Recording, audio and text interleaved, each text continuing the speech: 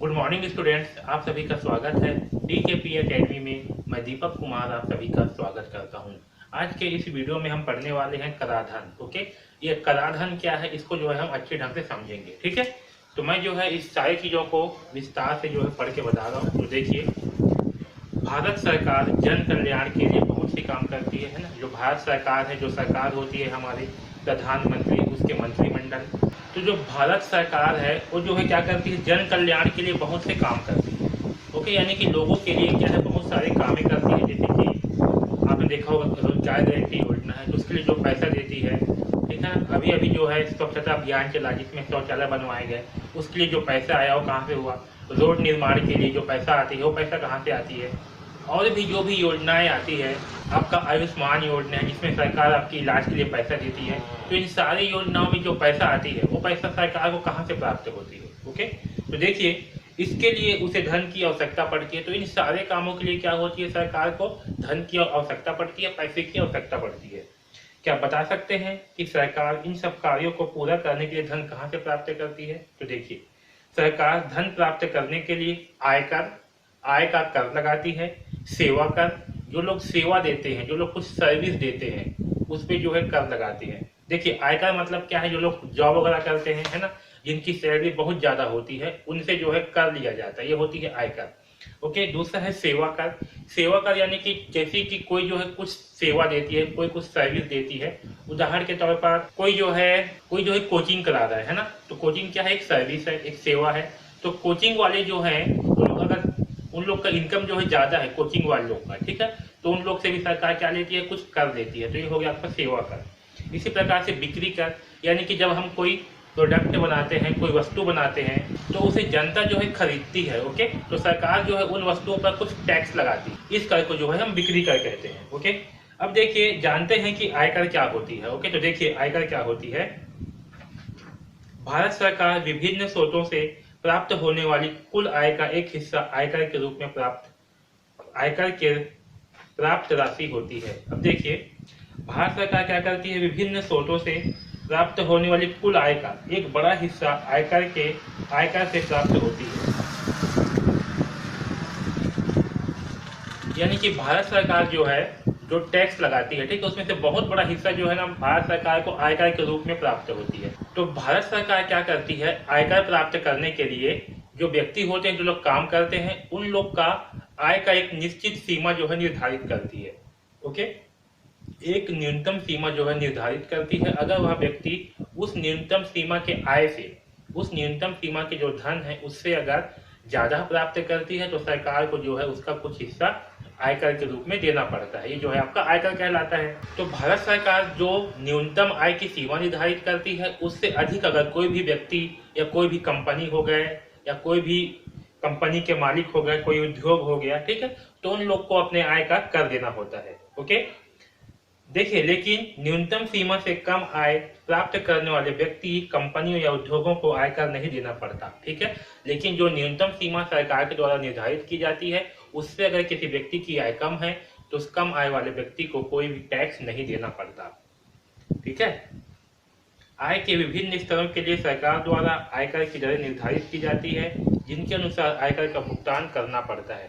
परंतु कुछ विशेष श्रेणियों में आने वाले व्यक्ति, कंपनी और उद्योगों को आयकर में छूट दी जाती है। आयकर की दर आय के साथ साथ बढ़ती जाती है। यह बढ़ी हुई दर निश्चित स्तर से अधिक आय पर लगती है। व्यक्तियों, कंपनियों या उद्योगों के आय के एक से अधिक साधन हो सकते हैं, अतः सभी साधनों से प्राप्त आय पर गणना द्वारा प्राप्त कर का योग ही आयकर है। ओके, तो देखिए, एक व्यक्ति जो है उसके बहुत सारे आय के साधन हो सकते हैं। वह व्यक्ति जॉब कर सकता है, कोई बिजनेस कर सकता है, या कोई काम भी कर सकता है। ओके, तो वो व्यक्ति के जितने भी काम धंधे हैं, जितने भी बिजनेस है, वहां से समस्त स्रोतों के जो आय होगा, उससे व्यक्ति जो है जितना आय कमाता है, ठीक है, तो सरकार द्वारा जो है एक आय को निश्चित की जाती है कि अगर इस आय से जो है किसी व्यक्ति का आय अधिक होगा, तो उसको जो है सरकार को टैक्स देना पड़ेगा। और वो आय भी जो है उसका भी निर्धारित किया जाता है। जैसे कि देखिए, यहाँ पर 2015-16 से जो है ये वाला जो है नियम चलते आ रहा है। आय की सीमा जो है निर्धारित किया गया है कि अगर किसी पुरुष में, ठीक है, किसी पुरुष की आय 2.5 लाख तक होगा, ठीक है, 2.5 लाख तक होगा, तो उसे कोई भी टैक्स नहीं देना पड़ेगा। उसी प्रकार से महिला में अगर किसी महिला की आय 3 लाख है तो उसे कोई भी टैक्स नहीं देना पड़ेगा। उसी प्रकार से वरिष्ठ नागरिक यानी कि जो बूढ़े लोग हैं, जो बूढ़े व्यक्ति हैं, जो लोग ज़्यादा एज के हैं, ठीक है, तो उन व्यक्ति में भी जिनकी आय 3 लाख है उन्हें भी कोई भी टैक्स नहीं देना पड़ेगा। लेकिन अगर किसी व्यक्ति की आय खुद उसमें 2.5 लाख से 5 लाख के बीच में है, ओके, तो इसके लिए सरकार जो है उससे 10% क्या करती है, आयकर निर्धारित की हुई है कि 10% जो है अपने आय का उसे टैक्स के रूप में चुकाना पड़ेगा। इसी प्रकार से महिला के लिए 3 लाख से 5 लाख के बीच अगर आय है तो उसे 10% जो है अपना आय का टैक्स सरकार को देना पड़ेगा।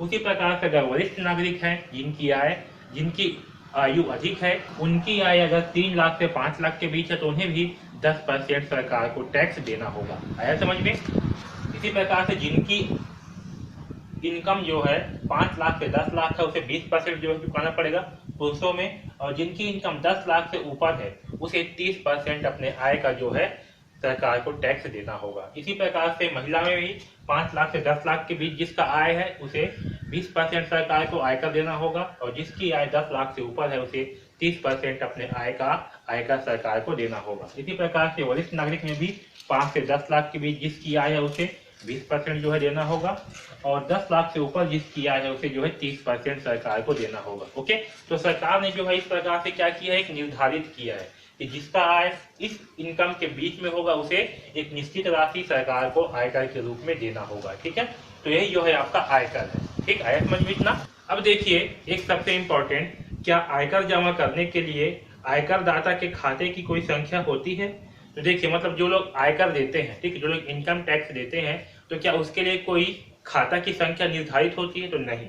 देखिए भारत सरकार द्वारा गठित आयकर विभाग आयकर दाताओं से आयकर प्राप्त करता है।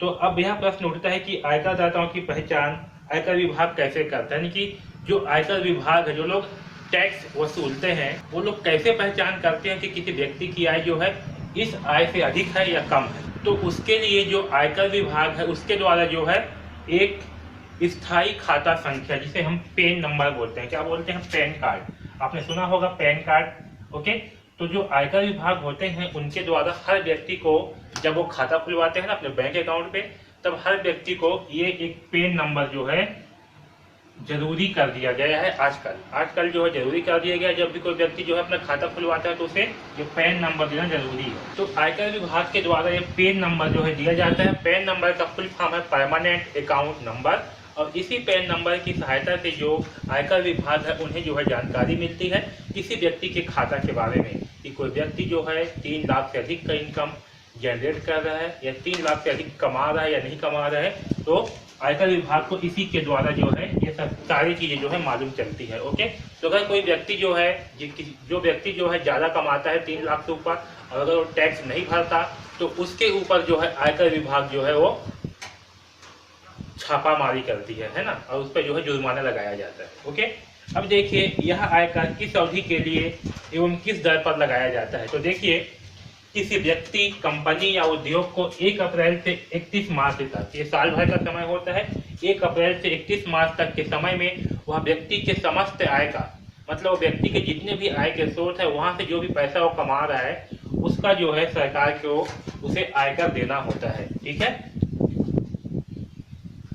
इस वर्ष को हम क्या कहते हैं, वित्तीय वर्ष कहते हैं। 1 अप्रैल से 31 मार्च, ये आपका साल भर का समय है। 1 अप्रैल से जो है स्टार्ट होता है, किसी भी सरकारी काम जो है वो भारत में 1 अप्रैल से जो है स्टार्ट होता है। ठीक है, तो 1 अप्रैल से लेकर के 31 मार्च के बीच कोई भी व्यक्ति जितना भी आय कमाता है वो जो है उसका आय होता है। अगर वह आय जो है आपके 2.5 लाख से ज्यादा है, ठीक है, 2.5 लाख 3 लाख से ज्यादा है, तो उसके हिसाब से जो है व्यक्ति को टैक्स देना होता है। ओके, अब देखिए तो भारत सरकार के द्वारा यहाँ पर जो मैं चार्ट बनाया हूँ ये जो है निर्धारित किया गया है किसी भी व्यक्ति के लिए। अगर व्यक्ति का आय इस आय से अधिक होगा तो व्यक्ति को जो है इसके हिसाब से जो है उसे अपने परसेंट पे टैक्स देना पड़ेगा, आयकर जो है देना पड़ेगा। ओके, इतना समझ में आया? और देखिए वर्तमान में इसके अतिरिक्त जो है वर्तमान में शिक्षा उपकार देकर आय का 2% एवं माध्यमिक और उच्च शिक्षा देकर आय का 1% है, तथा समेकित रूप से कुल शिक्षा उपकार 3% है। तो जो आय है, ठीक है, मतलब जो आयकर है, ठीक है, तो अभी वर्तमान में जो लोग भी टैक्स पटाते हैं जो लोग आयकर है, ठीक, मतलब जो लोग आयकर देते हैं, तो उस आयकर का, जैसे कि कोई व्यक्ति अगर 10% जो है आयकर दे रहा है, तो इस आयकर का भी 1% सॉरी 2% जो है वो शिक्षा उपकार देकर आय के रूप में, और 1% माध्यमिक और उच्च शिक्षा आयकर का देना पड़ता है। तो कुल मिलाकर के जो है इस आयकर का 3% और एक्स्ट्रा जो है हमें टैक्स पटाना पड़ता है, ठीक है। इसके अलावा यदि कर योग्य आय 10 लाख से अधिक है तो देय आयकर पर 10% अधिभार भी देना पड़ता है, ओके। अगर किसी व्यक्ति की इनकम जो है 10 लाख से ऊपर है तो देय आयकर पर 10% अधिभार भी देना पड़ता है। तो वो लोग जो भी टैक्स पटा रहे हैं, जैसे कि लोग 30% पटा रहे हैं, तो इस 30% का 10% और एक्स्ट्रा जो है उन लोगों को और भी टैक्स देना पड़ता है। आया समझ में? अब देखिए, आयकर अधिनियम 1961 की धारा 80C के अंतर्गत जमा की गई धनराशि पर आयकर छूट की अधिकतम सीमा 1.5 लाख रुपए है, जो सकल आय से घटा दी जाती है। शेष आय पर आयकर की गणना की जाती है, ओके। देखिए, इसे जो है समझते हैं हम बहुत अच्छे ढंग से। अब देखिए, जो हम टैक्स पटाते हैं, जो हम कर देते हैं, ओके, तो उस कर में जो है आयकर अधिनियम 1961 की धारा 80C के अंतर्गत, ठीक है, जमा की गई धनराशि पर आयकर छूट की अधिकतम सीमा 1.5 लाख रुपए है। तो हम जो है, हमें जो है क्या किया गया है, 1961 की धारा 80C के तहत हमें जो है, हम जो है 1.5 लाख रुपए, ठीक है, हम जो है 1.5 लाख रुपए तक का आयकर में छूट प्राप्त कर सकते हैं, ओके। आया समझ में? हम जो है इतना लाख रुपए तक का क्या कर सकते हैं, आयकर में छूट प्राप्त कर सकते हैं, जो कि सकल आय से घटा दी जाती है। तो एक जो 1.5 लाख रुपए है, इतना जो है सरकार के द्वारा हमें छूट दी जाती है। जैसे कि अगर हमारा इनकम जो है 5 लाख रुपए, जैसे कि हमारा इनकम कितना है, हमारा आय जो है वो 5 लाख रुपए है, तो इस 5 लाख रुपए में से हम इन 7 स्थानों पर पैसा निवेश करके जो है हम 1.5 लाख रुपए तक का छूट कर सकते हैं। यानी कि 5 लाख में जो है 1.5 लाख रुपए घटा दिया जाएगा, तो आपका बचेगा 3.5 लाख, और हमें जो है फिर इस 3.5 लाख रुपए में जो है टैक्स देना होगा, ठीक है। तो हम क्या कर सकते हैं, ये जो 5 लाख रुपए है, इसमें से 1.5 लाख रुपए जो है अपना बचा सकते हैं इन 7 स्थानों पर निवेश करके, ठीक है। तो जब हम इन 7 स्थानों पर पैसा निवेश करेंगे, 1.5 लाख रुपए तक का हम जो है इन 7 स्थानों पर निवेश कर सकते हैं, और 1.5 लाख का हमें जो है कोई भी टैक्स नहीं देना पड़ेगा। आया समझ में? तो चलिए समझते हैं उन 7 स्थानों को, कौन कौन से स्थान है। तो देखिए, निवेश की गई छूट योग्य राशि निम्नलिखित है। तो देखिए, पहला, जीवन बीमा पॉलिसी की वार्षिक किस्त। जो भारतीय जीवन बीमा होता है, आपने सुना होगा LIC करके, है ना। तो अगर हम LIC में जो वार्षिक किस्त जो है पटाते हैं, ठीक है, हम LIC में जो है जो पैसा इन्वेस्ट करेंगे, जो पैसा निवेश करेंगे, उसमें जो हम वर्ष में जो किस्त पटाते हैं, इस पे जो है सरकार के द्वारा कोई भी टैक्स नहीं ली जाती, उतना रुपए का हमें छूट दिया जाता है, ओके। दूसरा है यूलिप में जमा वार्षिक किस्त। वैसे ही जैसे LIC होता है, वैसे ही यूलिप होता है। इसमें भी अगर हम जो किस्त जमा करते हैं, वार्षिक किस्त यानी कि वर्ष में जो किस्त हम जमा करते हैं, इस पे भी सरकार के द्वारा कोई भी टैक्स नहीं लिया जाता। तो हो गया दूसरा। तीसरा है सामान्य भविष्य निधि वार्षिक किस्त, ओके। जैसे LIC होता है, यूलिप है, ऐसे ही सामान्य भविष्य निधि होता है, ओके। तो इस पर भी अगर हम कोई पैसा जो है वार्षिक किस्त पटाते हैं, यानी कि साल भर में जो पैसा हम पटाते हैं, इस पर भी सरकार के द्वारा कोई भी टैक्स नहीं ली जाती। तो आप यहाँ भी पैसा अपना निवेश कर सकते हो। चौथा है गृह ऋण पर मूलधन की वार्षिक किस्त, ओके। तो अगर हम घर लोन लेते हैं, गृह ऋण यानी कि घर का लोन लेते हैं, तो उसका जो मूलधन है, मूलधन जमा की वार्षिक राशि, तो जो हम घर लोन लेते हैं तो उस पर भी हमें कोई भी टैक्स नहीं पटाना पड़ता, ओके। है समझ में? बच्चों को देय शिक्षण शुल्क। जैसे कि कोई बच्चा, आपके बच्चे हैं, आपके बच्चे जो है कहीं कॉलेज में पढ़ रहे हैं, जहाँ का फीस जो है 2 लाख रुपए है, ओके। तो अगर आप 2 लाख रुपए पे करते हैं तो उस पर जो है हमें कोई भी टैक्स नहीं देना पड़ेगा, ओके। 2 लाख रुपए ज्यादा हो गया, क्योंकि यहाँ पर 1.5 लाख रुपए तक की सीमा है, ओके। तो बच्चों को जो हम शुल्क देते हैं, जो फीस देते हैं, वहां से भी सरकार के द्वारा जो है हमें टैक्स नहीं लिया जाता, ठीक है। तो यहाँ पास से भी हम टैक्स को बचा सकते हैं। और सावधि जमा की राशि, सावधि जमा आप जानते हो कि हर महीने, मतलब एक बार जो है, जो आप फिक्स जमा कर दिए हो एक बार, है ना, FD बोलते हैं, बैंक में इसलिए खुलाया जाता है। जो एक बार आप जमा कर दिए हो एक निश्चित साल के लिए, जैसे कि आपने 5 लाख रुपए जो है जमा कर दिए हो है ना सावधि में, तो उसमें कितना 1.5 लाख तक का जो है आपको टैक्स नहीं देना पड़ेगा। ठीक है, तो सावधि जमा की जो राशि होती है उसमें भी आपको टैक्स नहीं देना पड़ता। और 7वां है समूह बीमा, परिवार कल्याण में जमा वार्षिक अंशदान की राशि इत्यादि। ठीक है, समूह बीमा हो गया, परिवार कल्याण के लिए जमा वार्षिक अंशदान की राशि, इस पर जो है सरकार के द्वारा टैक्स नहीं ली जाती। तो हम इन 7 स्थानों पर अपना कुछ कुछ पैसा इन्वेस्ट करके, कुछ कुछ पैसा निवेश करके जो है हम अपना टैक्स 1.5 लाख रुपए तक का जो है बचा सकते हैं। ये जो 1.5 लाख है ये आपके कुल आय में से घटा दिया जाएगा, उसके बाद जो आपका आय बचेगा वहां से जो है आपको टैक्स देना होगा। ठीक है, तो हम इन 7 स्थानों पर क्या कर सकते हैं, टैक्स को बचा सकते हैं। ओके, तो आगे जो है हम इसे एक उदाहरण के माध्यम से, प्रश्न के माध्यम से जो है समझेंगे कि किस प्रकार से हमारे आय में से हम जो पैसा है, जो टैक्स है उसे बचा सकते हैं और कितने रुपए पर हमें जो है टैक्स देना पड़ेगा। ओके, इससे संबंधित आगे हम प्रश्नों को हल करते हैं ताकि हमें और अच्छे ढंग से समझ में आए। ओके, तो इस वीडियो में बस इतना ही। धन्यवाद।